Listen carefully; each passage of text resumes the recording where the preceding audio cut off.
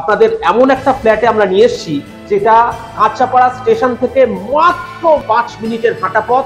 একটা ফ্যান্টাস্টিক খুব বড় spacious drawing and dining room, যেখানে আপনি ইচ্ছা করলে এখানে একটা সোফা সেট রাখতে পারেন এবং সেই সঙ্গে এখানে একটা টিভি সেট এই দেওয়ালে আপনি সেট করে রাখতে পারেন। This is a big master bedroom, a big window, আর এই উইন্ডো থেকে দেখতে পাচ্ছেন এন্টায়ার কাঁচাপাড়া।